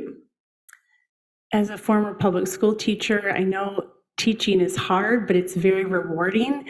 And I know that it takes a special person to be a teacher. I do like the idea Sheila talked about, if we were able to do some exit interviews or a survey just to try to find out more why people are leaving. I'm sure there's a variety of reasons. The stress, I have dear friends that are no longer teachers, that are some of the best teachers I know. And one of the issues was just kids that were disruptive in the classroom, who of course they cared for those kids, but they were taking most of their time. And so I know that can be challenging with, the level of, that could be for a variety of reasons, special needs, it could be home life situations, whatever it is. And so again, I hope in a small way with the Parent Guardian Council, we were talking about, could we encourage the teachers more? Because a little encouragement can go a long way. But I do agree, like William was saying, there is that national shortage, and brainstorming some ways to attract teachers is so important because they play such a vital role. Thank you. Thank you. Same question, Mr. Barrett? Yeah, I agree that it's not just a teacher thing that we're seeing shortages on, but you see that in every industry, from fast food to medical to Home Depot. There's a lot of shortages, so we're dealing with that. But I also feel that a lot of people don't leave jobs, they leave managers. And so I think we need to look at why they are leaving. Have a better exit interview process, not just a sheet of paper, but maybe a sit-down meeting. Maybe it's from a different board, not just the board, to try and get some more clarity out of why they're leaving. I think we can probably pay them more, but people don't just want money. They want to be heard. They want to be valued. They want to be appreciated. So I think we need to come up with creative ways how we can do that. Certainly, I don't feel that what teachers make, they should be pulling money out of their own pocket and have an Amazon wish list just to have supplies for their own class. I think we need to figure out on the budget how we can make that possible, that teachers aren't pulling money out of their own funds, which are already low, just to make their own classroom function. Thank you. And same question, Mr. Morgan? So I'll frame this in a personal story. I was a K-12 educator myself. I left K-12 teaching for a number of different reasons. My first year as a teacher, there was not a teacher shortage, so I was not able to find a job locally. I had to get a job about an hour away. And so I was waking up at 5 a.m. every day. I was driving an hour. I was planning, making copies in the morning. I was basically working from, contact with students from 8 a.m. to 3 p.m. with very little bathroom breaks, which is why I mentioned that comment earlier about the bathroom. And driving an hour home, I'd have dinner. Occasionally, I'd let myself watch Jeopardy. And then after that, I would go back to work again. And I was working until about 10 o'clock at night. And then I go to bed and I do the whole thing again the next day. That was before I had kids. Now that I have kids, I don't think I could do that. I couldn't sustain that. That was one of the reasons that I actually left. We had our first kid when I was actually teaching here at Mount Pleasant Middle School. And that was what really allowed me to reflect on, what am I looking for in a career? And to me, there were just a lot of systemic issues facing teaching and teachers. And so one of my goals in getting on the school board is to hopefully try to address some of those issues. And I think many of these issues are why many teachers are leaving the profession, because they are overworked and underpaid. Yes, it's not always about money, but money does help sometimes too. So, we really do need to evaluate kind of all aspects and come up with the creative solutions like Sheila mentioned. Thank you. I wish we had time to go through more of the 50 questions that were submitted, because this has been a wonderful discussion, but sadly, our time is coming to an end, so we are going to have our closing statements, beginning with Ms. Reed. Well, again, thank you, League of Women Voters, and all those in attendance tonight. If elected, I will bring my strengths of strategic thinking through input and ideation and relationship building skills of empathy and activation to the table. I want to listen well and work to build bridges with board members, staff, students, parents, and the community. I look forward to the challenge of finding creative solutions to these complex issues while operating within the procedures and guidelines of the board. If voted in, I will bring diversity of thought to the board, which is currently needed in order to have a well-balanced board that better represents a variety of stakeholders of Mount Pleasant Public Schools. Like you, I want to see our students well prepared for life, and I will advocate for safe, effective, and positive schools for all. Thank you. Thank you. Ms. Pankel? I would like to thank everyone for this discussion. I'm excited to have been able to share with you my views on education. I think our public schools should first and foremost be a safe and welcoming environment while maintaining high educational standards. This is a unique challenge in COVID-19 recovery time, but I believe that I have the right set of skills to help navigate this challenge as a parent, an educator, and a scientist. I ask for your vote on November 8th so that I can continue my work on the board. Thank you for your time this evening, and remember to vote. Thank you. Ms. Murphy? Again, thank you for the opportunity. I've had 8 years on the board, and I think from COVID on, I've really become the one out of the sixth one. I've learned that you really need to look at issues from all sides. You need to question what is being brought to you just because it's the latest and the greatest. Are there other ways of looking at it? Are there other opinions? Are there other things? And I need, parents come to me because they don't feel that they have another voice on the board. So that's why I'm running again, to be their voice. And if that's what you want, I'd be happy to serve another 6 years. Thank you. Thank you. Mr. Morgan? Just want to thank once again League of Women Voters for sponsoring this forum. So you heard a number of different perspectives here this evening, and I do want to remind everybody when it comes to voting for the school board is a nonpartisan position. I know some of us up here have aligned with different local political parties. A lot of that has to do with our own belief systems, but also to help our own campaigns, because it certainly is hard to run a campaign just totally on your own. But we are under the nonpartisan section. And so I hope that my views as a former K-12 teacher, and I believe that is one perspective that is missing on the board, is that of a former teacher, or any teacher for that matter. And so that is the perspective that I think I can bring. I can also bring the perspective as someone who has children or has a kid in the district, soon to have 2 kids in the district, and that of a community member as well. So I hope I have earned your vote in November. And as Dr. Pangle said, please vote. Thank you. And Mr. Barrett? Thank you for having this forum. Thank you, everyone, for being here. We've seen 4 consecutive years of declining scores for Mount Pleasant. We have English and math proficiency rates that are atrocious. SAT scores show 35% of Mount Pleasant students are college ready. The latest ACT scores released today show that they're the lowest they've been in 30 years. A recent Gallup poll has shown that only 9% of Americans are completely satisfied with the K-12 education. We continue to lose high-quality teachers. We continue to see homeschooling rates skyrocket. The definition of insanity is doing the same thing over and over, but expecting different results. It's time for a change. Nelson Mandela once said that education is the most powerful weapon we can use to change the world. I'd love nothing more than to see these kids excel with their schooling here in Mount Pleasant and to be a beacon of light and hope so they can change the world. So please consider voting for Michael Barrett November 8th. Thank you. I'd like to thank the candidates for sharing their views with us today, and thank you also to Teresa Turner for arranging the forum, to MAC TV for recording the forum, and to the members of the League of Women Voters for their commitment to democracy and educating voters. Please remember, as some of our candidates have already said, to vote on November 8th.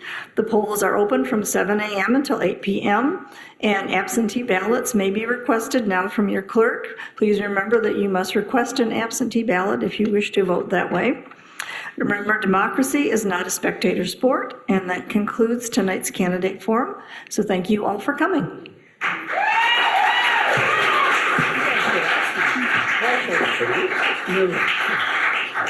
Thank you.